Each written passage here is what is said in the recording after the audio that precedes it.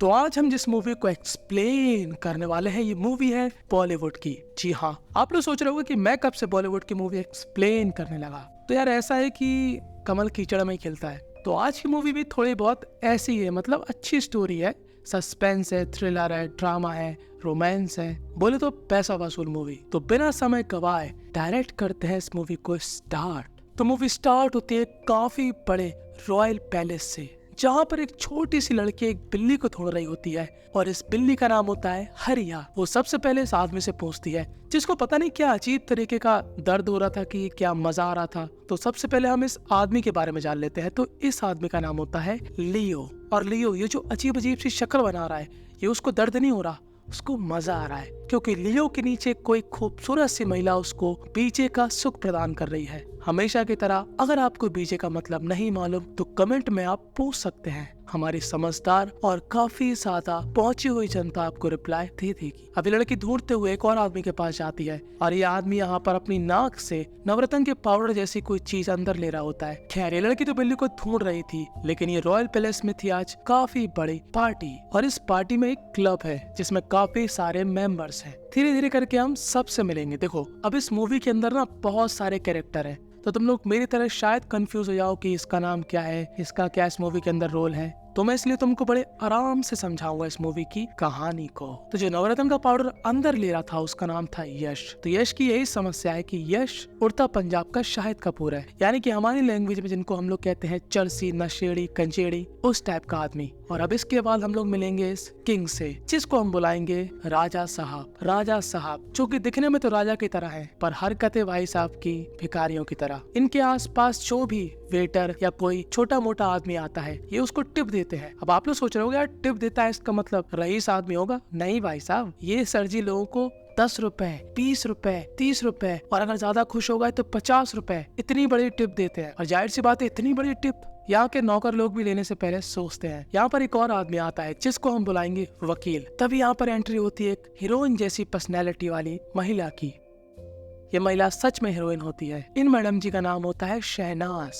और जो हमारा लियो था जो कि बीजे का सुख ले रहा था, वो भी इस पार्टी में होता है। दरअसल वो इस पैलेस की जिम का ट्रेनर होता है और वो शहनाज से गुफ्तगू कर रहा होता है कि आखिर लियो ने शहनाज से क्या कहा। अब जब ये सभी लोग यहाँ पर फोटो खिंचवा रहे होते हैं, तभी यहाँ पर एंट्री होती है इस मूवी की मेन एक्ट्रेस की, जिसका नाम होता है बॉम्बी। और बॉम्बी जी की नजर 24/7 होती है हमारे वकील साहब पर। दरअसल बॉम्बी जी और वकील साहब का गुटरगू था बचपन से ही, पर बॉम्बी जी ने वकील साहब का काफी खूबसूरती के साथ काटा और इसलिए वकील साहब उससे दोबारा से नहीं रखना चाहते कोई नाता। पर बॉम्बे का जो हस्बैंड था वो निपट चुका है और बॉम्बे का दिल दोबारा से वकील साहब के हुक्म में लटक चुका है। अब सीन शिफ्ट होता है और हमको दिखाए जाते हैं गुटके के एम्बेसडर पंकज त्रिपाठी, जिनके मुंह में हर समय पान या सुपारी कुछ न कुछ रहता है। नहीं तुम लोग कोई भी मूवी उठा के देख लो इन भाई साहब की, एक्टर बेहतरीन है, बस खैनी के शौकीन है। तो ये है इस मूवी के अंदर एसीपी। तो एसीपी को कॉल आता है कहाँ से? उसी रॉयल पैलेस से। दरअसल उस रॉयल पैलेस में आज एक मर्डर हो चुका है और वो मर्डर किसका हुआ?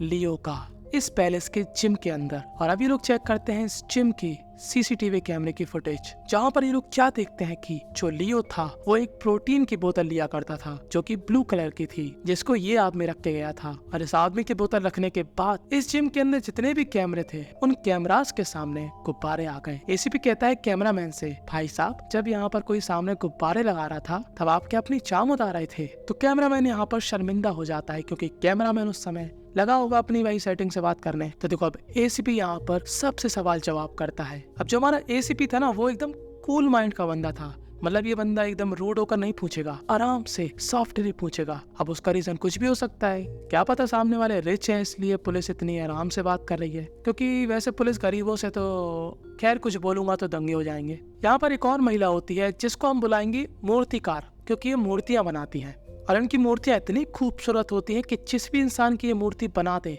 मजाल है वो इंसान उस मूर्ति को पहचान ले। मतलब आप लोग समझ रहे हो कितनी टैलेंटेड महिला है ये। खैर धीरे धीरे करके एसीपी की इन्वेस्टिगेशन आगे बढ़ती है। अब यहाँ पर एसपी इस पैलेस के 2 और बंदों से बात करता है, जिनमें से एक ये आदमी जो कि कहता है कि हाँ वो प्रोटीन शेक पहने रखा था, पर वो तो मैं हमेशा रखता था। इसका मतलब ये थोड़ी ना कि मैंने मर्डर कर दिया किसी का, और मैं जैसा दिखता हूँ ना वैसा हूँ नहीं। मेरी एक काफी खूबसूरत गर्लफ्रेंड है और इसकी पता वो गर्लफ्रेंड कौन होती है? इन भाई साहब की गर्लफ्रेंड वही महिला होती है जो कि शुरू में लियो को बीजे का सुख दे रही थी। मतलब बेचारे का कब से कट रहा था, क्योंकि जाहिर सी बात है लड़की आपके पास सिर्फ 3 ही रीजन के लिए रहती है। या तो आप बहुत ज्यादा खूबसूरत लगते हो, जो कि भाई तू नहीं है, गजब बेइज्जती। दूसरा रीजन पैसा होना चाहिए तुम्हारे पास, और तीसरा रीजन वो सच में तुमसे प्यार करती है। पर अब ये तीसरा रीजन हिमालय की चोटियों में खो चुका है। खैर, अब इन दोनों के बाद यहाँ पर एक और महिला आती है जिसका नाम होता है गंगा, जो कि इस रॉयल पैलेस में जो बाम्बी थी उसके यहाँ पर काम किया करती थी। और दूसरी साइड बाम्बी और इस वकील का कुटरकुट दोबारा से चालू हो जाता है। पर वकील साहब के अंदर एक गुस्सा थी कि साला जब तू मेरे से इतना प्यार करती थी तो तूने किसी और से शादी क्यों करी? क्योंकि 3 साल पहले जब बाम्बे की शादी थी तब बाम्बी ने यहाँ पर वकील साहब को भी बुलाया था। अब देखो, ये जो रॉयल पैलेस था और ये जो क्लब था, ये सब बाम्बी ने ही बनाया था। उसको इस क्लब से काफी प्यार था और उसको पसंद था कि काफी लोग इसमें जुड़ रहे हैं। अब यहाँ से सीन शिफ्ट होता है और हमको दिखाया जाता है फिर से वही पैलेस। तो देखो, यहाँ पर ये जो आदमी पौधों में लगातार धै तेरी पानी दिए जा रहा होता है, इन भाई साहब का नाम होता है गुप्पी। तो गुप्पी यहाँ पर पता किस चीज में पानी डाल रहा होता है? चुकंदर में, वो भी थोड़ा बहुत नहीं, बहुत ज्यादा पानी। और इसके पीछे एक रीजन होता है जो कि हमको मालूम चलेगा आगे। तो देखो, अब एसीपी जानना चाहता था कि लियो की दुश्मनी किससे हो सकती है। तो सबसे पहले वो पता करता है लियो का बैकग्राउंड, जहाँ पर उसको मालूम चलता है कि लियो एक अनाथ लड़का है। जी हाँ, उसने जो भी किया अपनी दम पर किया, और वो जितना भी पैसा कमाता वो सारा पैसा वो इसी अनाथालय में दिया करता था जिसको ये लड़का संभालता था। और इसको हम बुलाएंगे एल्विश। तो एल्विश भी औरों की तरह अनाथ था और एल्विश यहाँ पर लियो की काफी तारीफ करता है। वो कहता है कि लियो इस अनाथालय के लिए काफी डोनेशन लाया करता था, क्योंकि वो उन अमीरों की बस्ती में जा चुका था जिनके एक मदिरा की बोतल किसी गरीब आदमी की 1 महीने की सैलरी के बराबर होती है। तो जब इस लिस्ट को एसीपी चेक करता है तो वो देखता है कि उस पैलेस के क्लब में जितने भी मेंबर थे उनमें से काफी सारे लोगों ने यहाँ पर डोनेशन दिया, जिनमें से एक बाम्बी भी थी। तो बाम्बी कहती है कि मुझे एक बीमारी है, मैं जो भी चीज देखती हूँ उसको चुरा लेती हूँ, और मैं चाहती थी कि ये सीक्रेट लियो मेरा किसी को ना बताए। तो इस सीक्रेट को छुपाने के लिए लियो मुझसे कभी कभी डोनेशन करवाया करता था। दूसरा नंबर आता है यश की मम्मी का, वो भी यहाँ पर डोनेशन किया करती थी। अब वो यहाँ पर मेन रीजन छुपा रही थी, पर असली रीजन यही था कि लियो और इन मैडम जी का संस्कारी प्रोग्राम होता था, और इस सीक्रेट को बाहर ना निकलवाने के लिए हमारा लियो इनसे पैसे डोनेट करवाया करता था। अब यहाँ पर कई लोग आ रहे थे जो कि डोनेशन दिया करते थे, और इन सब की बातें यहाँ पर सुन रही होती है बाम्बी। वो भी कोशिश कर रही थी कि वो इस केस में एसीपी की हेल्प करे। अब यहाँ पर एक और बंदी को बुलाया जाता है जो कि थे हमारे साक्षात राजा जी। वो कहते थे कि आपके यहाँ पर डोनेशन दिया करते थे, आपका कौन सा सीक्रेट था जो कि लियो को मालूम था? तो राजा जी यहाँ पर गुस्से में आ जाते हैं और कहते हैं ओए औकात में। और अब राजा जी के बाद एसीपी साक्षात जाते हैं हमारी एक्ट्रेस के पास जिनका नाम था शहनाज। इन्होंने भी उस अनाथालय में डोनेशन दिया था। तो शहनाज जी कहती है मैं काफी सालों से डोनेट कर रही हूँ, लियो के कहने पे मैंने कोई डोनेशन नहीं दिया। पर लियो की कुछ न कुछ बात तो हुई थी शहनाज से जो कि वो छुपा रही थी। अब एसीपी जाता है डॉक्टर के पास जो कि यहाँ पर बताता है कि लियो की बॉडी का पोस्टमार्टम कंप्लीट हो चुका है। उसको एक तरीके की गोलियां दी गई थी जिन गोली को खाने के बाद इंसान का अपनी बॉडी पर कंट्रोल नहीं होता, और वही चीज लियो को दी गई थी। इसीलिए लियो भारी वेट को नहीं उठा पाया और वो वेट उसकी गर्दन पर गिर गया, इसलिए उसकी गर्दन की हड्डियां चटक गई और उसके माथे पर पड़ गई दरार, और वो हो गया भगवान के पास जाने के लिए तैयार।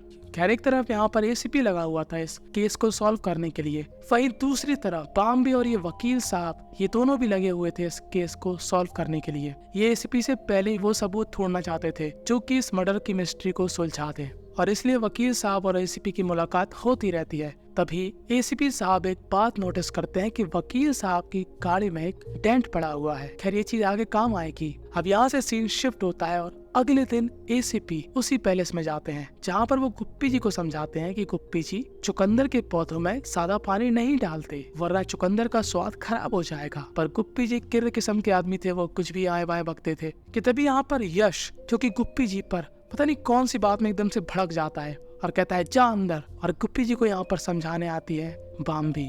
और जस्ट 2 मिनट बाद यहाँ पर आते हैं वकील साहब, और बाम्बे और वकील साहब को पता नहीं क्या होता है, इन दोनों का ही मूड संस्कारी होने का हो जाता है और ये दोनों ही दबा कर कमरे के अंदर जाकर संस्कारी होते हैं। एक बात और, मैंने देखा पिछली वीडियो में 1-2 लोग, ज्यादा नहीं, सिर्फ 1-2 लोग ये कह रहे थे कि संस्कारी वर्ड मत यूज करो, ऐसा वैसा। यार देखो, मैं तुम लोगों को पहले भी समझा चुका, संस्कारी वर्ड का किसी धर्म से कोई नाता नहीं है भाई, वो एक वर्ड है। यार थोड़ा तुम लोग समझदार बनो, कोई वर्ड को आप पूरे धर्म से नहीं जोड़ सकते। अगर फिर भी तुम लोगों को बुरा लगता है तो तुम लोग एक बार मेरे पॉइंट ऑफ व्यू से भी सोच के देखो कि मतलब सच में मेरा टारगेट हो सकता है कि मैं किसी धर्म की बुराई कर रहा। मैं सभी धर्मों की रिस्पेक्ट करता हूँ, पहली बात तो ये। और दूसरी बात वो मुझे याद नहीं आ रही।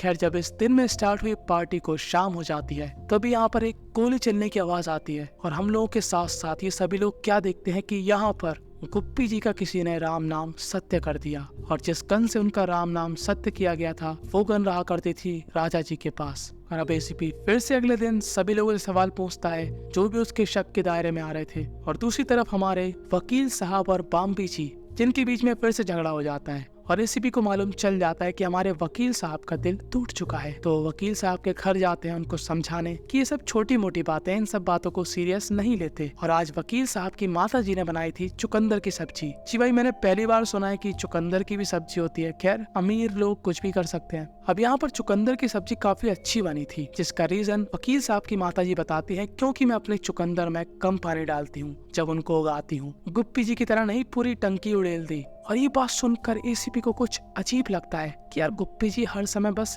एक ही जगह पर पानी क्यों डाला करते थे। और वो दोबारा से जाते हैं उसी प्लेस में और जहाँ पर वो चुकंदर के पौधे लगे हुए थे वहाँ पर वो करवाते हैं खुदाई और उस खुदाई से निकलती है एक लाश। और अब बाम्बी जो कि इस पैलेस के पास वाले कैमरे की फुटेज चेक करती है, जहाँ पर हम लोग क्या देखते हैं कि यहाँ पर 3 लोगों का झगड़ा होता है और उसके बाद यहाँ पर आते हैं वकील साहब और बाम्बी इस वीडियो को डिलीट कर देती है। यानी कि वकील साहब का इन मर्डर केस से कुछ ना कुछ लेना देना तो है। अब एसपी जाता है एक काफी खूबसूरत सी जगह पर। जैसे ही वो उसका दरवाजा खोलता है हम लोग क्या देखते हैं कि राजा जी भिखारियों की तरह यहाँ पर रह रहे हैं। जी हाँ, तो राजा जी का सीक्रेट कुछ इस प्रकार है कि राजा जी पहले राजा हुआ करते थे। उनका खानदान राजा महाराजा का था पर उनकी किस्मत ने एन लगा दिए। बस वो अपनी शान और शोहरत दिखाने के लिए फेक राजा बनकर उस क्लब में जाया करते हैं जिससे उनकी बेइज्जती ना हो। तो वैसे भी पूछता है कि ऐसा क्या सीक्रेट है जो कि लियो को तुम्हारे बारे में मालूम था और वो तुमसे डोनेशन करवाया करता था तुम्हारी पुरानी चीजें बिकवा कर। तो राजा जी यहाँ पर एसपी को अपना फोन दिखाते हैं और हमको क्या मालूम चलता है कि लियो को मालूम चल चुका था कि हमारे राजा जी जो कि हट्टे कट्टे मुस्टंडे हैं पर उनको पसंद दूसरों के डंडे हैं। उनको लड़के पसंद है। जी हाँ, राजा जी को तलवारबाजी का शौक है। खैर, जिस इंसान की लाश गार्डन में मिली थी उस इंसान के सिर पर वार किया गया था और किसी क्रिस्टल वाली मूर्ति के द्वारा। और हम सभी को मालूम कि यहाँ पर मूर्ति कौन बनाती है? मूर्तिकार मैडम जी। एसपी मूर्तिकार मैडम जी से पूछता है कि आपने वो मूर्तियाँ किस किस को दी थी? तो मैडम जी कहती है एक दी थी राजा जी को, एक दी थी शहनाज जी को और एक दी थी मैंने वकील साहब को। और जब एसीपी वकील साहब के घर जाते हैं उसी मूर्ति के बारे में पूछने के लिए तो क्या मालूम चलता है कि वो मूर्ति 3 साल से गायब है। अगले दिन वकील साहब यहाँ पर सभी को न्योता देते हैं उनसे मिलने के लिए और सभी लोग यहाँ पर पधार जाते हैं। तो शहनाज जी का सीक्रेट कुछ इस प्रकार था कि शहनाज जी जब 16 साल की थी तब वो प्रेग्नेंट हो गई थी और शहनाज जी ने अपना बच्चा अनाथालय में दे दिया था। और वो जैसे जैसे सक्सेस की सीढ़ियां चढ़ रही थी वैसे वैसे वो उस अनाथालय में डोनेशन दिया करती थी। और लियो उनसे यही कहा करता था कि जो आपका असली खून है आप उसको अपनाएं। सभी के सामने बताए कि हाँ ये मेरा बेटा है, जो कि था ये लड़का। और अब एसीपी खोल देता है वकील साहब की पोल कि देखिए वकील साहब, हमको मालूम है कि वो मर्डर आपने ही किए हैं। वकील साहब कहते हैं ऐसे कैसे कह रहे हो, कोई सबूत है? तो एसीपी जी कहते हैं कि सबसे पहले तो ये सबूत है कि वो लाश 3 साल पहले गाड़ी गई थी और जिस इंसान का मर्डर हुआ था वो इंसान था बाम्बे का हस्बैंड। और जाहिर सी बात है आपको बाम्बे के हस्बैंड से प्रॉब्लम होगी ही क्योंकि वो आपकी लवर को उड़ा ले गया। शादी के 1 साल बाद आप फिर से यहाँ पर आए थे क्योंकि आपकी गाड़ी कैमरे में स्पॉट हो गई। अब जिस वीडियो में आप दिख रहे थे वो तो किसी ने डिलीट कर दी है, पर जितने भी सबूत हमारे पास हैं वो आपको जेल भिजवाने के लिए काफी हैं। और पुलिस यहाँ पर वकील साहब को ले जाने लगती है कि तभी यहाँ पर बाम्बे सबको रोकती है और यही तो एसीपी साहब चाहते थे। और अब बाम्बे रिवील करती है सीक्रेट पे सीक्रेट। दरअसल बाम्बे की जिस आदमी से शादी हुई थी इन दोनों के बीच कोई प्यार मोहब्बत वाली बात नहीं थी। ठीक है, ये दोनों मतलब एक दूसरे से खफा खफा रहा करते थे। और शादी के 1 साल बाद बाम्बे को क्या मालूम चलता है कि उसके हस्बैंड का उसकी मेड गंगा के साथ रंगारंग कार्यक्रम चल रहा है, जिसको वो देख लेती है। अब इन दोनों के ही रंगारंग कार्यक्रम से उसको समस्या नहीं थी, उसको समस्या इस बात से थी कि उसका ये हस्बैंड गंगा और उसके रिश्ते को सबके सामने लाने वाला था और बाम्बे को देने वाला था डिवोर्स। और बाम्बे ये नहीं चाहती थी क्योंकि ऐसा होने पर उसका जो क्लब है उसकी बेइज्जती होगी, उसका क्लब टूट जाएगा, उसको क्लब से निकाल दिया जाएगा। मतलब उसके लिए एक क्लब इतना इम्पोर्टेंट था जिसके लिए उसने वकील से शादी नहीं करी, उसने इस आदमी से शादी कर ली ताकि उसका फायदा हो, और अब वही आदमी उसको छोड़ने की बात कर रहा। और इसलिए बाम्बी ने वहां पर रखी मूर्ति को उठाया और धोनी के हेलीकॉप्टर शॉट की तरह ऐसा चलाया कि बाम्बी के हस्बैंड का सिर गुलाब की पंखुड़ियों की तरह खुल गया। और अपने हस्बैंड की लाश को ठिकाने लगाने के लिए उसने सहारा लिया गुप्पी जी का। उसने गुप्पी जी को ये बताया कि उसके हस्बैंड ने गंगा नाम की महिला के साथ गलत काम करने की कोशिश करी।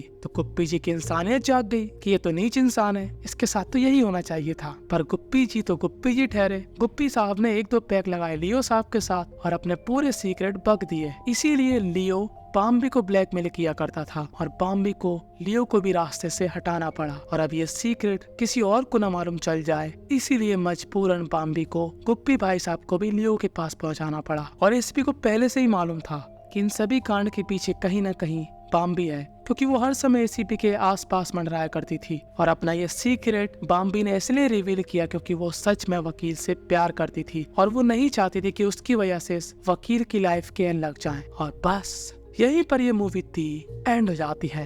इस मूवी से हमको यही सीखने को मिला कि भाई क्रिमिनल कोई भी हो सकता है, माथा किसी का भी फिर सकता है, चाहे फिर वो गरीब हो या फिर अमीर हो। पैसा बहुत कुछ है पर पैसा सब कुछ नहीं है। खैर, आपको इस मूवी से क्या सीखने को मिला कमेंट में जरूर बताना। और अगर आपके पास कोई ऐसी मूवी है जो कि अंडररेटेड हो, ठीक है, पर उस मूवी की स्टोरी बहुत ही बेहतरीन हो, तो उस मूवी का नाम आप कमेंट में बता सकते हो। मैं कोशिश करूंगा कि मैं उस मूवी को एक्सप्लेन करूं। सब्सक्राइब करो मेरे चैनल पोलो वर्सेस को, और चाहो तो टेलीग्राम भी ज्वाइन कर सकते हो।